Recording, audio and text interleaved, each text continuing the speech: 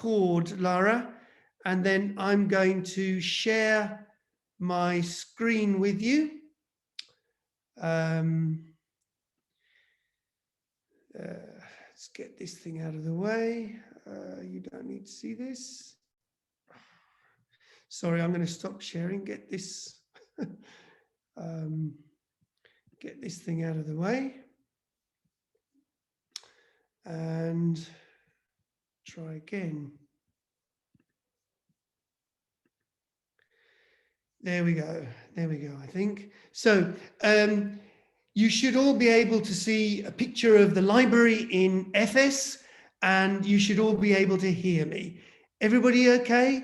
Just wave, put your thumbs up if it's all right, and we'll set off.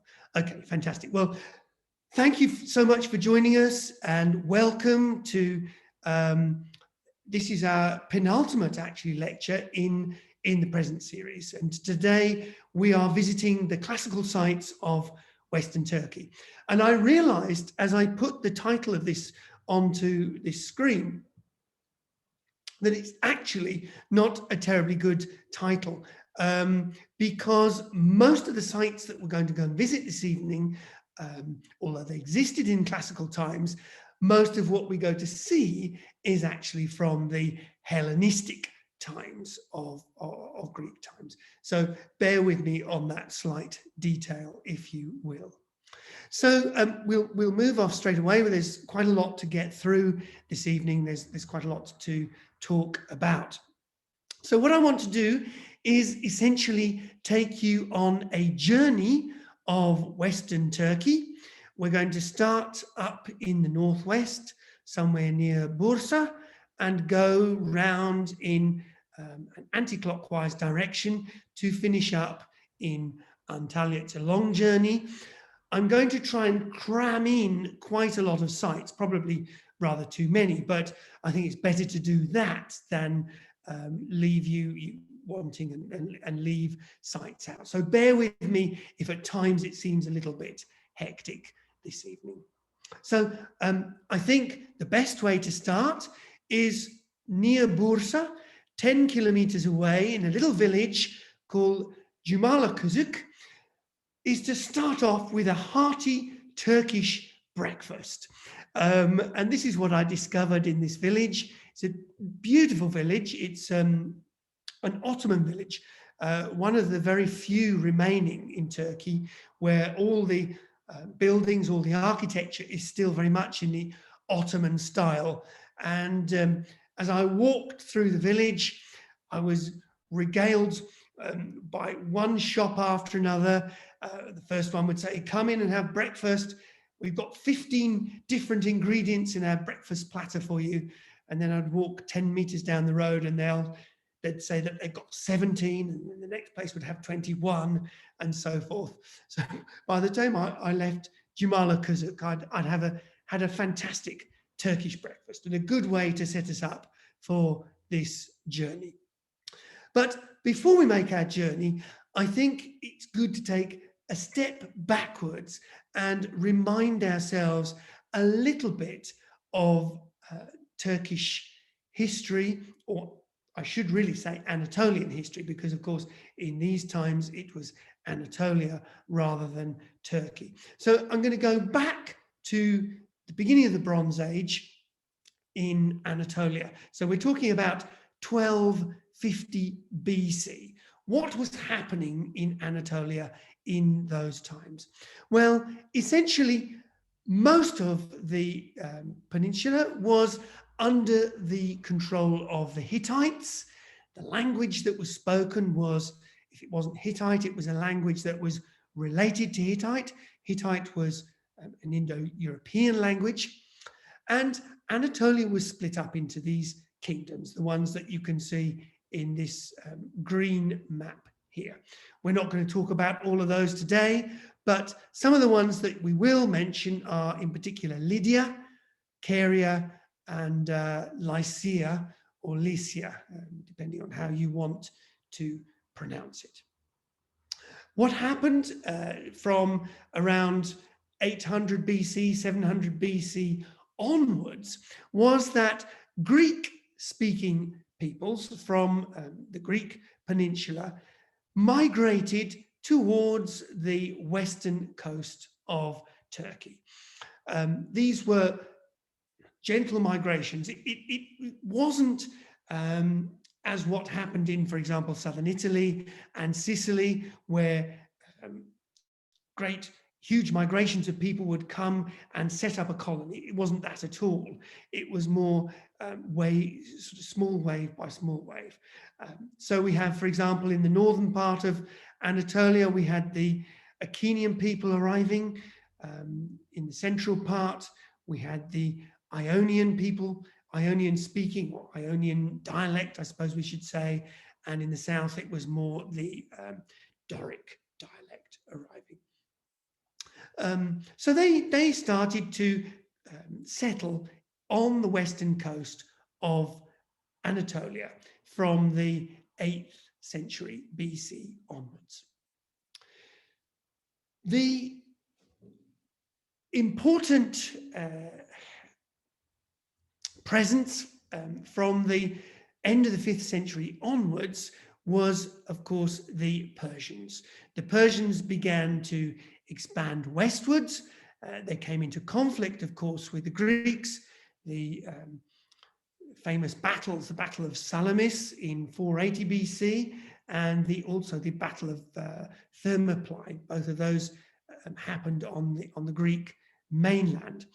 But nevertheless, the Persian Empire at this time, under Cyrus the Great, and we'll talk about that more next week, was expanding westwards. And by the end of the 5th century BC, they had almost total control of Anatolia, or Asia Minor. We can use those terms interchangeably.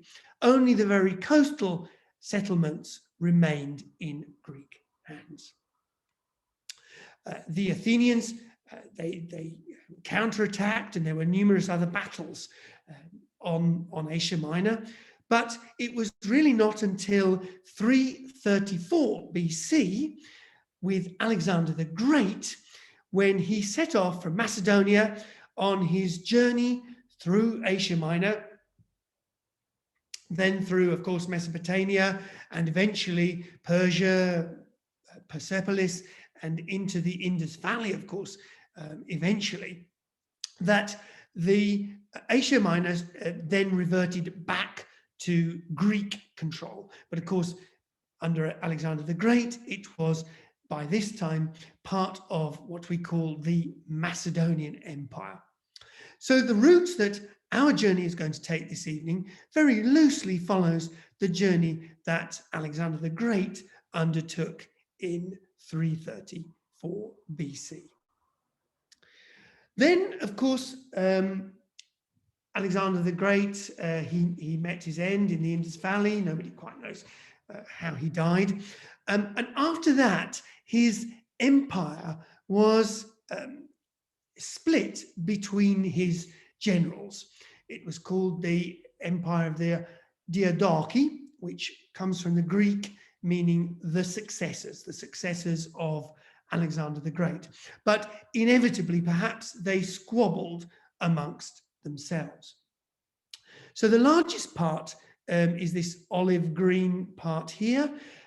This fell under the rulership of Seleucus Nicator, and it's known as the Seleukid or the Selichid Empire, a Hellenistic state which existed between 312 BC right up to 63 BC.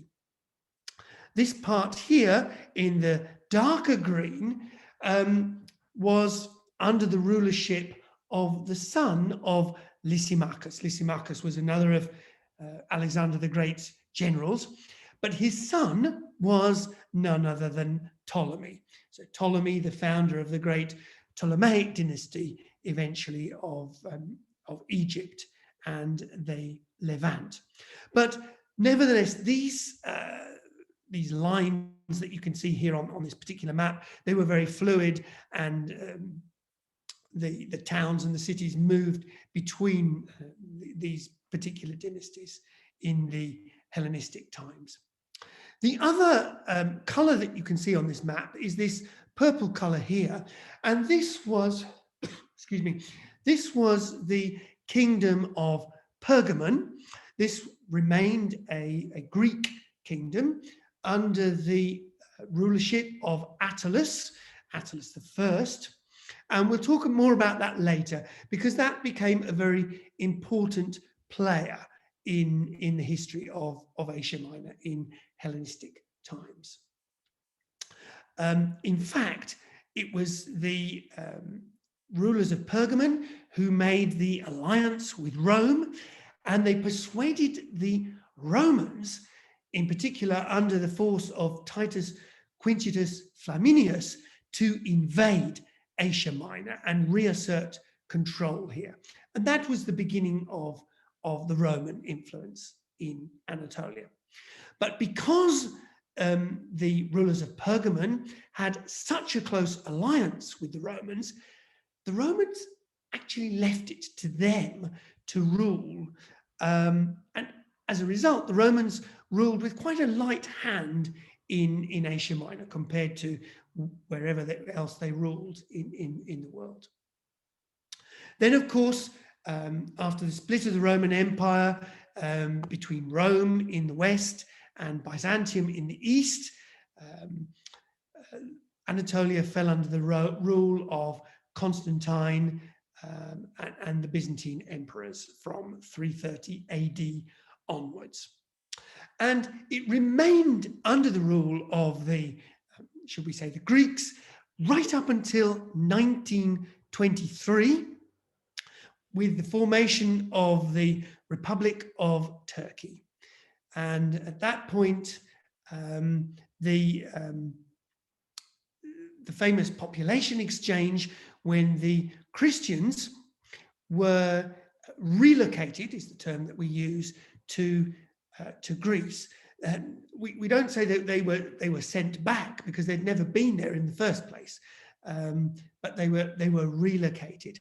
And interestingly, the divisions were made along religious grounds. So the Christians were sent to Greece, the Muslims who were living in the Grecian Peninsula were relocated to Turkey. So it wasn't along linguistic grounds, it was very much along religious grounds.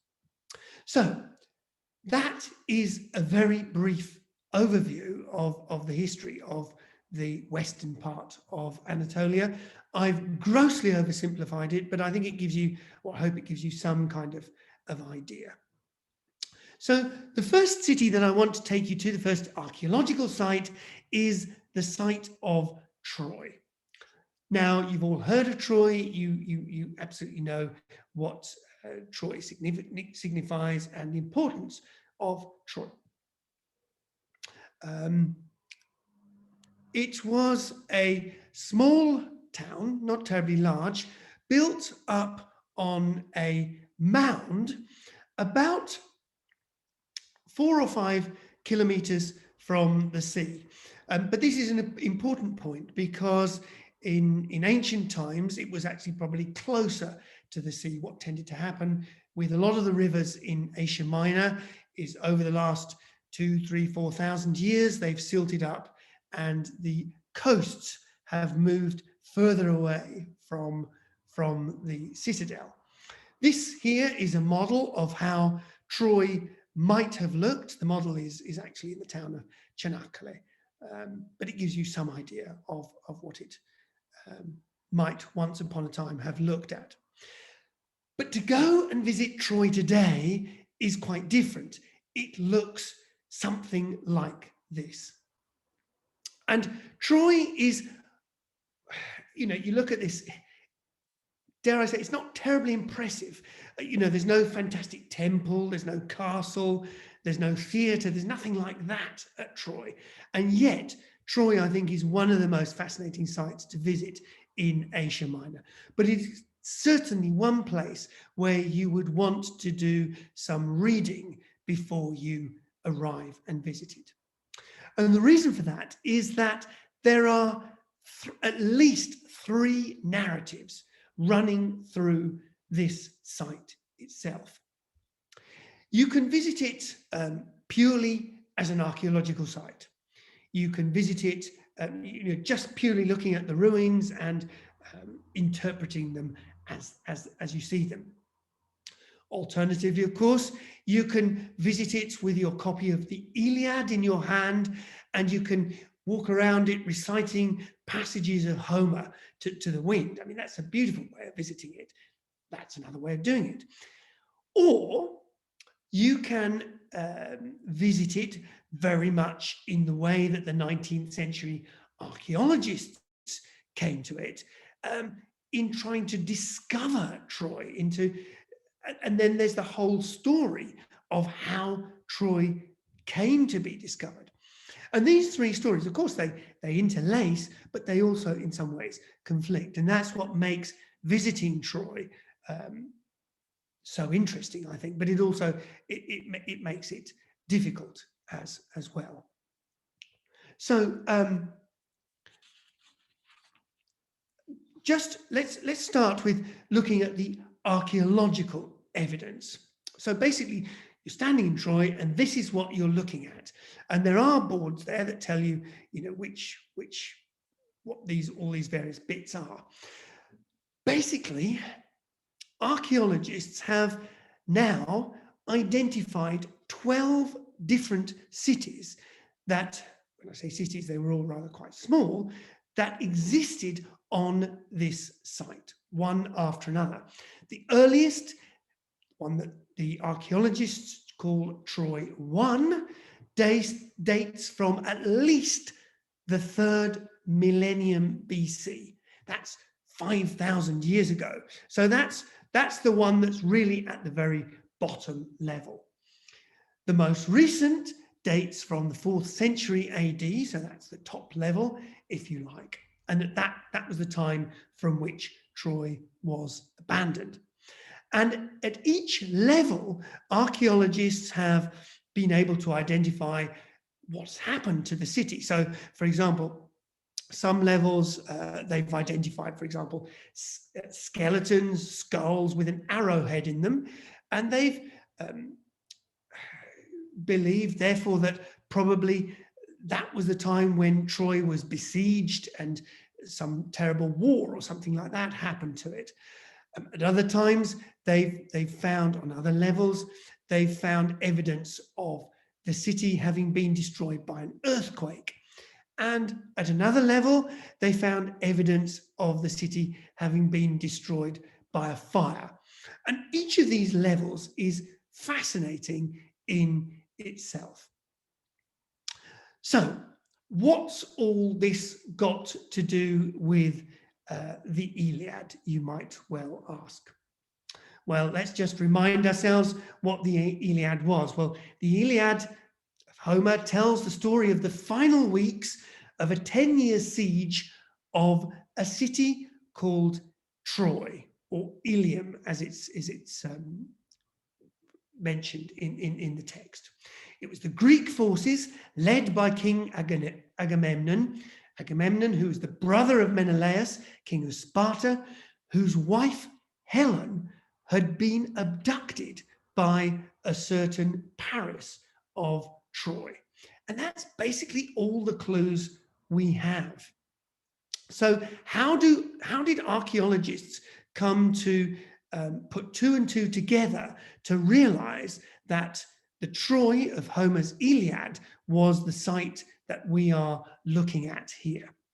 Well, that is a very interesting question. It was one that archaeologists discussed for many years, especially throughout the 19th century. And I think it's only in the last 20 or 30 years really been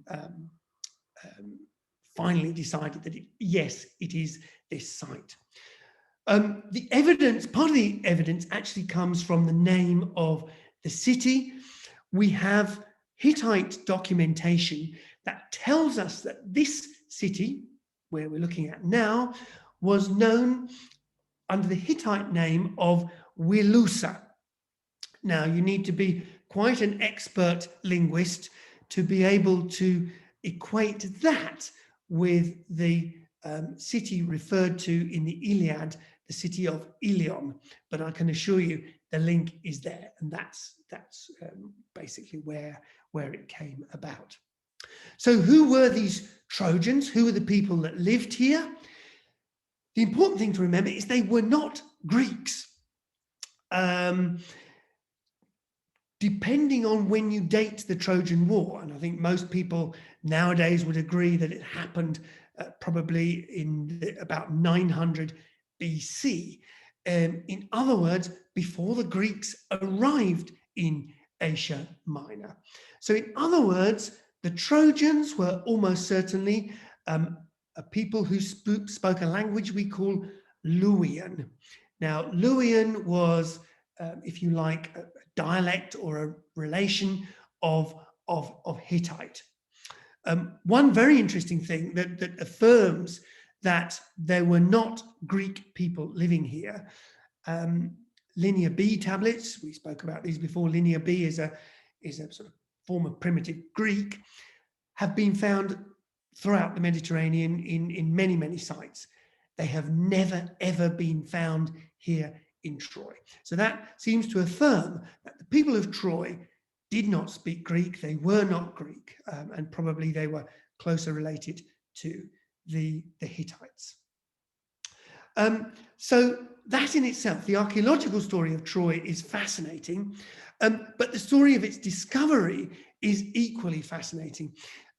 Throughout the 19th century, many amateur archaeologists had a go at trying to identify Troy and have a dig and see what they could find. But it was our friend Heinrich Schliemann, he that also had a dig at Mycenae in Greece, who began digging here in 1870 BC. And lo and behold, 1874, he struck the treasure. Basically, Schliemann was just after the treasure. He didn't care about any of the rest of the story. And this is a very famous photograph of his wife, Sophia Schliemann, wearing the jewels of Helen. What happened to these jewels? Well, that is another story in itself. They, excuse me, they were taken to a museum in Berlin, and there they remained until the Second World War, until the Russians arrived, liberated Berlin, and took the jewels with them to Moscow. And the Russians were very cagey. They refused to admit that they had taken them until 1974. And then finally they did admit that they're there. And they have, in a few times in between, been put on display. But of course, whether they are the real jewels of Helen, we have no idea.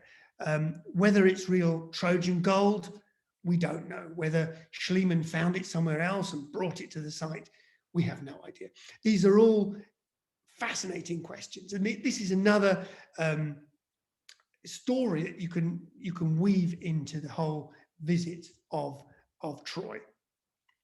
So Troy is, I think, the most fascinating place in the whole of Asia Minor, but you do need to do a little bit of reading up before you visit. I'm going to move on because we've got lots of other places to go and visit. So forgive me if I skip fairly quickly through these. We're going to move not very far away to a town by the name of Assos. And this is a beautiful place to visit. To start off with, you can go and stay down in the harbour. It's a little fishing community. This is all it is. There's nothing more than this. Just a few fishing boats. You can see the town of Assos, or the archaeological site of Assos, up on the hillside. And it's just a lovely place to go and relax. And then, so you go and stay the night there. The following morning, you walk up the hill through this Byzantine Ottoman village, and eventually you get to the archaeological site at the top. This is all there is. It's not very extensive. This is all there is to see, but it has this fabulous view over to, this is Lesbos, the Greek island of Lesbos over here, or what the Turks called Medeli. So what's the significance of the place? What's important about it? Well, Assos was the place to where Aristotle relocated after he left the Platonic Academy around 348 BC. And it was here where he set up his own academy.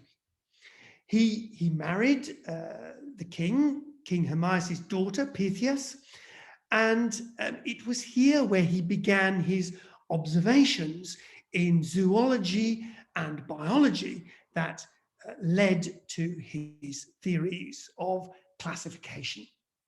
And then, of course, you'll remember later on, Aristotle, he was invited by King Philip of Macedonia to go and tutor his son, the young Alexander the Great. So an enormously significant place, Assos, and a very beautiful place to visit, I have to say, and just nice to go and just soak in the atmosphere.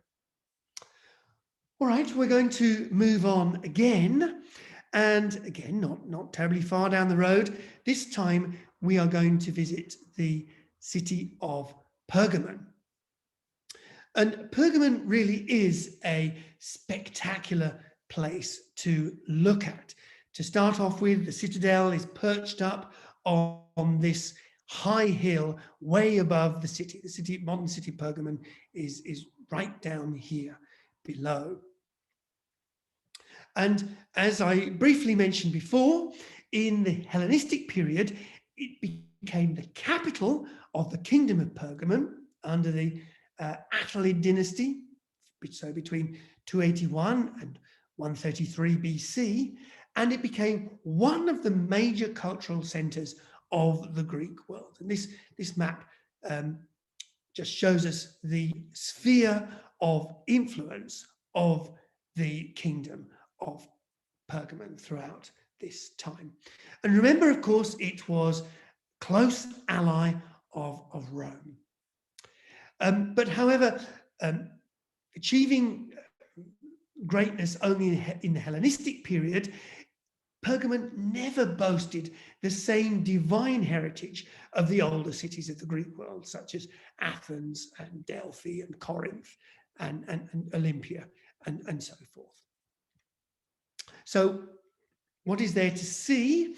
Well, remaining is this fabulous Corinthian temple, the temple for Trajan and Zeus, which has been in part reconstructed and is certainly an extraordinary building to behold. You'll notice it's built in this fabulous white marble that was quarried from nearby. We should also make mention of the altar of Pergamon, no longer here, of course, because it's been taken away. It's now in the museum at Berlin, but originally it once stood on this site here, just where these trees are growing. And the other fabulous site, I think, at Pergamon has to be the theatre. It really has to be, I think, one of the most extraordinary theatres that I know in the whole of the ancient Greek world.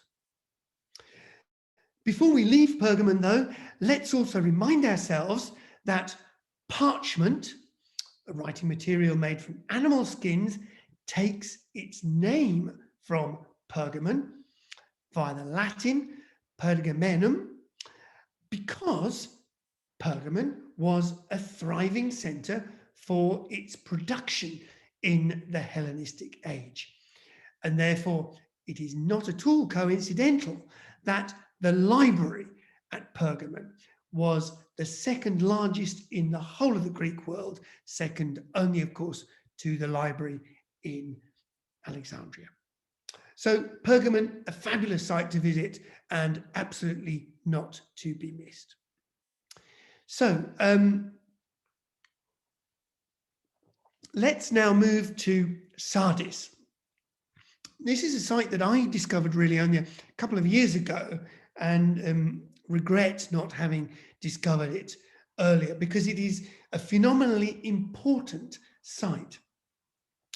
Sardis was the capital of the Kingdom of Lydia. Now, here's a map just to show you the influence of the Kingdom of Lydia. Now, Kingdom of Lydia began in the 1200 BC and went right up to the 6th century BC. So how did they achieve such influence in Asia Minor? Well, it's an extraordinary story, actually, because through the town of Sardis, there was a river, the river Pactolus. And this river gave up nuggets of electrum. Now, electrum is a mixture of gold and silver. And it was the metallurgists, the metalsmiths of Sardis, who first learnt how to separate gold and silver. Not an easy thing to do, I gather. And they were therefore able to mint coins both in pure silver and in pure gold.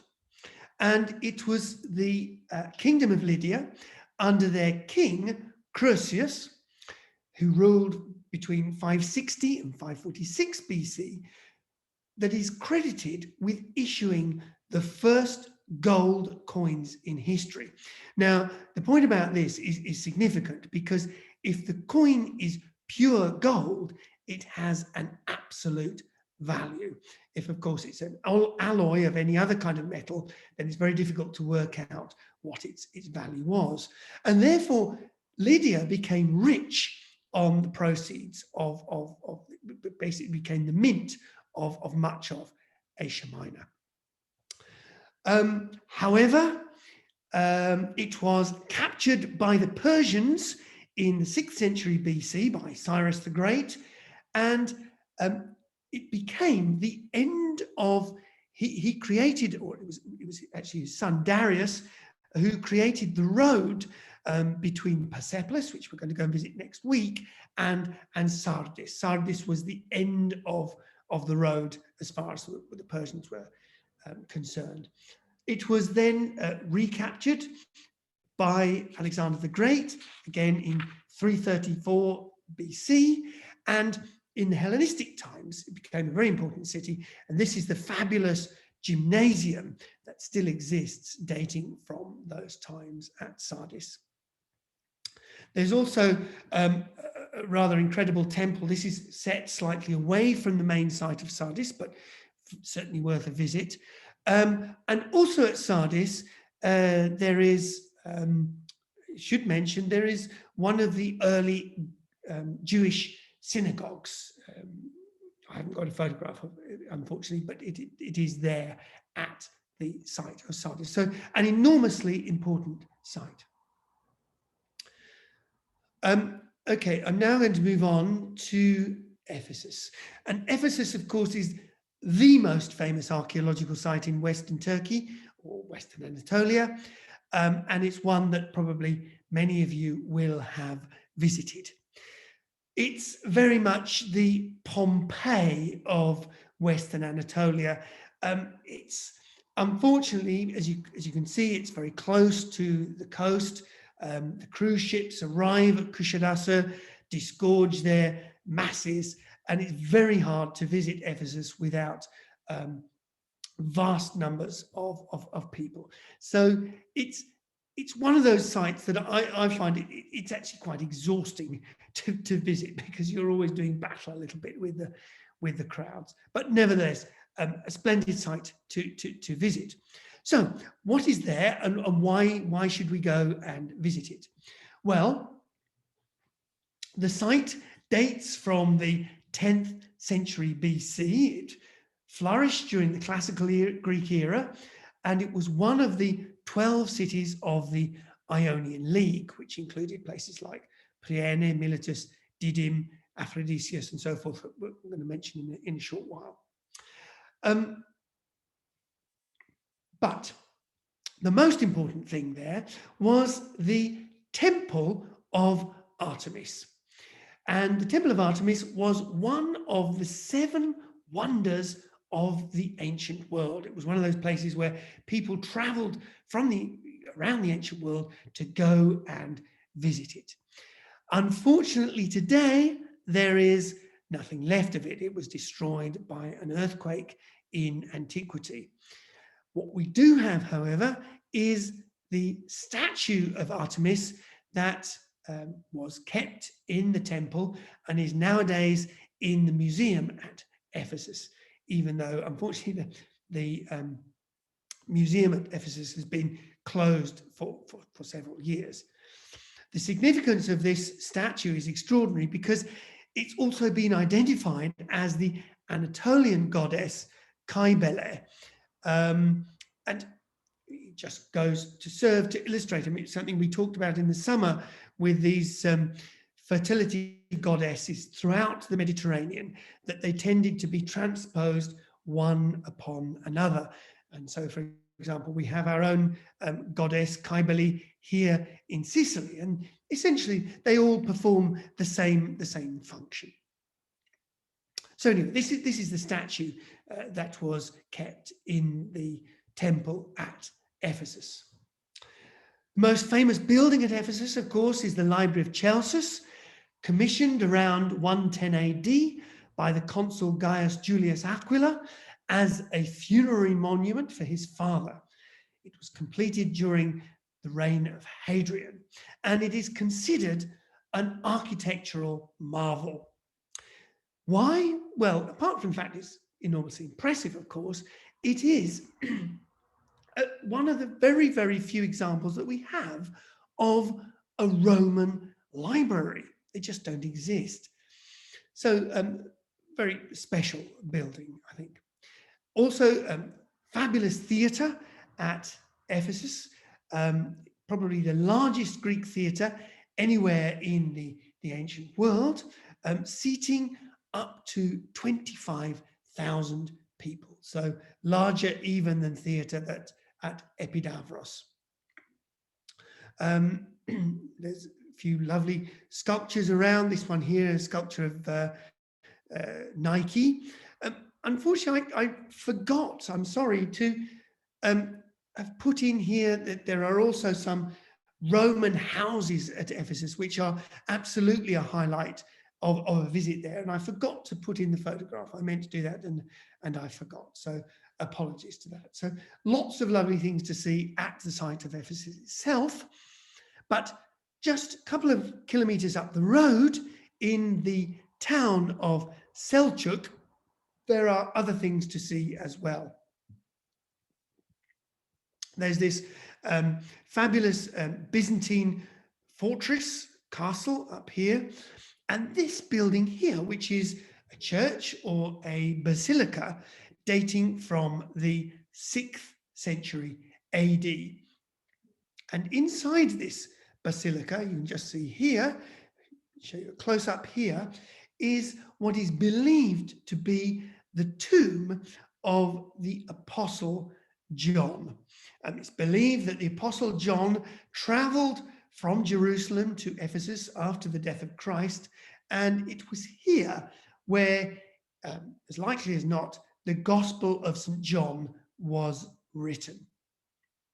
I should also say that there's also a legend that the Virgin Mary also traveled and came to live out the last years of her life in Ephesus, and there is another church up in the hills where it's believed that she lived. So this is also a lovely place to come and see, and in addition to this, there's a beautiful Ottoman mosque down on the plain here. The Mosque of Issa Bay is what it's known as, and so all of these things make Ephesus and the town of Selçuk a fabulous place to visit. I should say, if you're visiting it on your own, Selçuk, the town of Selçuk, makes a perfect base. Many of the places that I'm talking about this evening can be visited within a day trip from Selçuk. Selçuk has good accommodation. It's not particularly pretty. itself as a town, but it also has good accommodation and good restaurants as well. And one of the other places to visit from Selçuk is a place that's very dear to my heart. This is the village of Schillinger, about 8 kilometers away up in the hills. And this is a Greek village. It was a Greek village right up until the population exchange of 1923, when it was abandoned. In recent years, it's been re-inhabited by Turks. You can see they built a mosque here. You can see the minaret here. And they've opened up some of the houses as pensions, and you can go and stay the night there and so forth. And it's a very suggestive and very nice, quiet, tranquil place to stay. So I can recommend it. All right, so we're going to move on a little bit to one other archaeological site. Again, this is just a couple of hours drive away from Selçuk, from Ephesus, and that is the site of Aphrodisias. Now, Aphrodisias was the provincial capital of the Roman province of Caria, but significant. I don't think there's huge amount to say about it historically, but whenever we've taken groups there, and I absolutely subscribe to this myself, I think most people have said it's one of the most beautiful sites in the whole of Asia Minor. Usually very few people visit it, tend to have the place to yourself, and it's just lovely feeling of expanse. There was at one time an important school of carving there, and this was given to the fact that the local marble has a very nice kind of blue tinge to it. This is the monumental gateway dating from around 200 AD. But I think the most memorable part of a visit to Aphrodisias has to be the stadium, which is this here. And this is without a doubt the most complete and the largest stadium of any Greek site that I know, or I think that exists actually. And it's far larger than if you cast your minds back to Olympia or Delphi or anywhere like that on the Greek mainland. And remarkably, it's still very much intact. And what I think is rather lovely about Aphrodisias is the way in Turkey they just leave the place to remain a little bit overgrown. But so it's not too manicured, but yet it has this beautiful atmosphere to it. So a lovely site, Aphrodisias, and one that I can wholeheartedly recommend. Another day trip from Ephesus or Selçuk is these 3 sites here, and they can all be done in a single day. They're all quite close to each other: Priene, Miletus, and Didyme. All have their own points of interest. So Priene, you get out of your car or bus or whatever it is, you just walk up into the hills and you find yourselves hidden away among these the trees here beneath the cliffs, and you just find the ruins of these beautiful Greek temples. And you know, it's an extraordinarily romantic place, really. And you know, this is us sitting here, just sitting in the shade, listening to our guide telling us the history of this fascinating city. Miletus, however, is slightly different. Before we come to Miletus, I want to show you this map.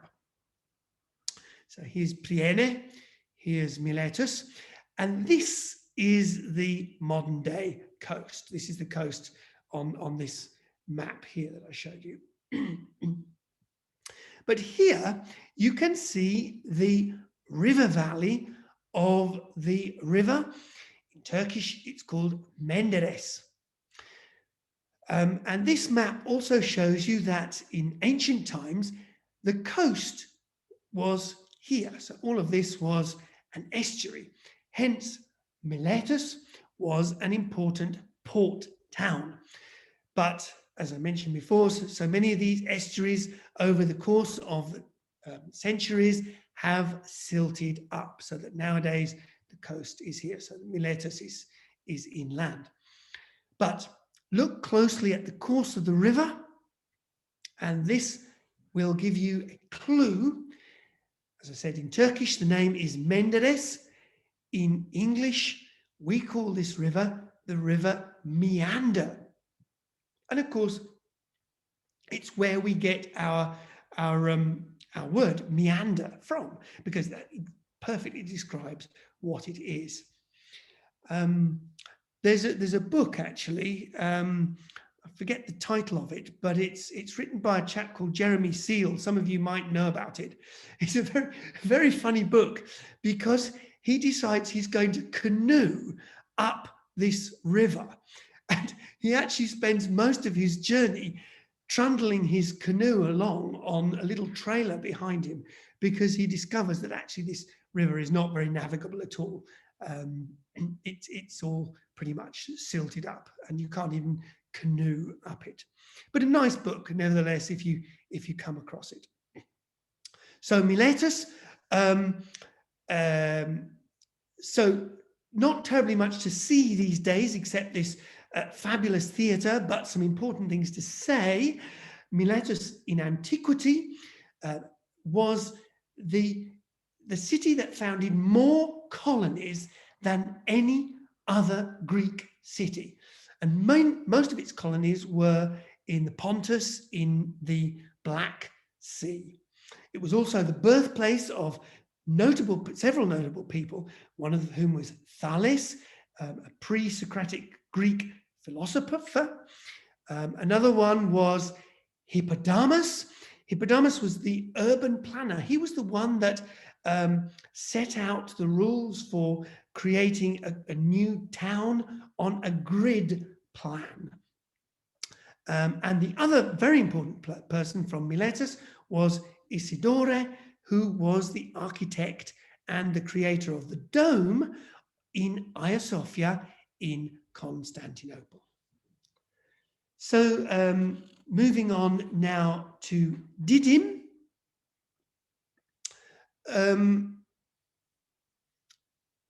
Didyme is the home of this fabulous temple, the Temple of Apollo, and it was situated here because it was one of the ancient sites of the Oracle of Apollo.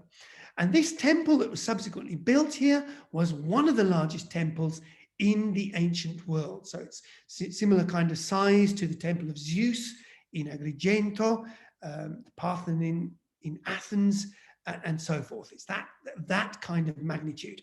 Unfortunately, it was never completely finished, and subsequently it has been ruined by an earthquake. Some of you might realize that Didyme in Greek means twin. Hence, for example, it was the ancient Greek name of Salina, the island of Salina off the coast of Sicily, the Twin Volcanoes. And therefore, it's no coincidence that in 2013, archaeologists found another temple nearby to this one here. And for sure, that one was dedicated to Apollo's twin, Artemis, because of those, of course, in the ancient world were the two twins. So a great site to visit, and as I say, within easy reach of Ephesus. Okay, I realize I'm running out of time a little bit, but I'd like to finish off by taking you to a few sites a little bit further down the peninsula in an area that we call Lycia or Lycia, depending on how you pronounce it. And the area of Lycia corresponds with the very westernmost mountains of the Taurus Mountains. The Taurus Mountains are the chain of mountains that run throughout the whole of southern Turkey or southern Anatolia. And the Lycian population was an independent population. It was composed of Lycian speakers. This was a language, it was a later form of Luwian, again, related distantly to the Hittite. And there are some fabulous archaeological sites here. In particular, Xanthos, this one here, and I can guarantee if you go to Xanthos, you will be the only people there. This is the charm of visiting these places, that they are utterly deserted, utterly unspoilt, and almost entirely forgotten. This is the theatre of Xanthos, the Agora here, and this here is a column which is utterly fascinating because it is, I've got a close-up photograph of it. On each of its sides, it has an inscription in a different language. So in one side it's in Greek, one side it's in Lycian, and the other side it's in Melian. I'm afraid I forget exactly what the inscription tells us, but here we go. This is an inscription in the Lycian language here. A little bit further up the road is the town of Myra or Mira. We mentioned this a few weeks ago when we were talking about Puglia and Bari, because the Bishop of Myra in the Byzantine times was St. Nicholas. He was buried here and then taken off to, after his death, to the city of Bari. But here in Myra, we can go and visit, apart from the beautiful theatre, some incredible rock tombs cut into the face of the rock by the ancient Lycians. And going further into the mountains, away from the coast, some more fabulous sites up in the Taurus Mountains, again, utterly deserted. This here is the theatre at the city of Arikanda, and this here is the theatre in the city of Termessos. Completely alone I was when I visited these cities, utterly beautiful, and really make for fabulous sites to go and explore. And then once you've explored all of those, you can finish off your journey in the city of Antalya. Here we are in the port of Antalya, really a very charming town. There's some beautiful old houses there, lovely restaurants. It's a very big city, I have to say, but the old town of Antalya is very charming indeed, and makes a lovely end to a journey down the western coast of Turkey. So, finding ourselves in Antalya, we shall, I shall finish my talk here and open up. I'll stop sharing and we'll open up to any questions.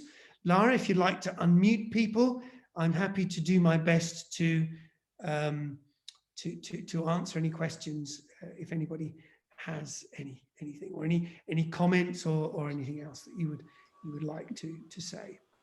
Damien, my question is about... Oh, Jenny, hello there, yes. I want to know what a Turkish breakfast consists of. Turkish breakfast is fantastic. The Turks they love their breakfast.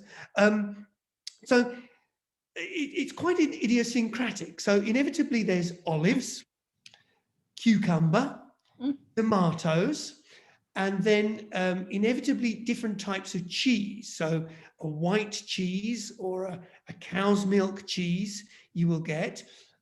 Inevitably there will be some bread. And then you get some sort of herbs. So things like parsley or rocket or things like that. A boiled egg, honey to go with your bread, and then lashings of black Turkish tea. So that's the basis of it. So, absolutely sets you up for the day. Yes, good question. Thank you, Jenny. Yes. Damien. Anybody else? Yes. Damien. Who's that? Paul. Paul, yes. Looking at all these deserted sites, and I get the feeling that since 1923, that the Anatolian hinterland has got less people living in it. Well, yes. What a good observation. Yes and no. You're absolutely right. The villages have become deserted, and those are the villages that are around these archaeological sites. But what's happened is what's happened throughout the whole of the Mediterranean, is that the Turks have begun to build on the seashore itself. Oh, So you right. get the villas and so on. So if you go down to the coast itself, it's now quite built up, just as it is in Greece and Italy and Spain. But yes, I think this is one of the charms of you go 10 miles, you go to the coast and it's absolutely built up. You go 10 miles inland and there is nobody, absolutely nobody. You could be 1,000 miles from anybody. So good point. Thank you, Paul. Yes, very much so. Rosemary, yes, nice to see you. Hi. Bob and I were noticing that the library in Ephesus, the Roman library, yes, reminded us of Petra. Absolutely. And I think that's not at all a coincidence. Yes, absolutely. Very much in that Roman style. Yeah. So thank you for pointing that out. I mean, I hadn't actually thought about it, but for sure it would be absolutely that. Thank you, Rosemary. Yeah. Good. Anybody else? Don't be shy. Fire away. Rosemary, another one, and then we'll come to Kate. Rosemary, one more. Yeah, it was about the gold that you said they found there, the gold coins. Yeah. And which came first, the gold in Georgia or the gold in this area? And I'm not sure if I'm qualified to answer that. I would think it would be about the same time. If I'd have to put a bet on it, I'd say the gold in Georgia, but I really don't know, actually. But they didn't make coins. Yeah, but it's similar kind of time, I would think. Okay. Yeah. Kate, you had a question. It's a simple question. It's just that when you were showing the map of the Kingdom of Lydia, yes, there was a big red line right through it, and then not through it, some outside it, and then through it. And I just wondered, perhaps I missed that bit. I don't know. I did get up. Yes, you're quite right. I didn't mention what that red line was. That red line was the greatest extent of the Lydian Empire, which was a little bit larger in the 7th century BC, and then it contracted a little bit. So that's what it was, Kate. All right, but at some point it goes through the bottom bit. It goes, so that's where at the bottom of the map, it actually goes through the Kingdom of Lydia. Yes, so you're quite right. I don't know if I can share it again. Let's see. No, don't worry, going in. Let's see if I can. I thought perhaps some there we go. Yes. So yes, exactly. So this is the area of Lycia that we were just talking about, and this is what I was saying. It at that point it was independent. It wasn't part of Lydia. Where all these names come. Good observation. Thank you, Kate. Now, I hadn't realised that Lydia was a name of a place. We have. I mean, there are lots of people called after places, and my daughter is one of them. But it hadn't occurred to me that Lydia was an area. Yes. Well, actually, I think, in fact, quite a lot of those regions of Turkey, I mean, they could quite easily lend themselves to names. Absolutely. Yes. Yeah. I've got a question, Damien. Caroline, yes, nice to see you. Yes. Curiosity, the theatre at Pergamon, because it's so precipitous, have you tried, if someone's talking at the bottom, can you hear if you're standing at the top? Do you know, Caroline, I've never done that. And it's so precipitous that I've never dared to walk down it. Partly because it would be because when you're visiting Pergamon, you visit the top. It would be such a long way to walk down and to walk up again. So purely from laziness, we have never actually tried it. But it would be. I know I've thought the same thing, because it's such an exposed slope, you would think that, you know, it can't possibly be true. But, you know, for sure, that's how they must have built it, was for the boys to carry right up to the very upper tiers of the theatre. It looks really kind of dangerous, actually. It does, doesn't it? Well, actually, if you go into the Royal Albert Hall, which I have done, and sat up in the gods, which I've done, that feels very, very, when you come with the old London theatres and you go up into the gods, that can feel very steep too. So yeah. But But not dramatic. Damien, it might be rather nice sometimes to show, if you have a chance, to show the Pergamon altar. We remember seeing it when we went to Berlin. It's been reconstructed, and there's a whole series of things that are really quite fascinating. I was going to try and look for my book about it, but I can't instantly see it. So. Yes, that's a very good point, actually, Jenny, and I really should look those out. To my great shame, I've never been to see it in Berlin, and we had somebody on the talk this morning who is evidently quite a great authority on it, and he had been to Berlin, and he was able to tell us in quite a lot of detail about it, and I felt really quite ashamed that I'd never been. So I really should look it out, Jenny. Thank you for prompting me. Well, listen, it's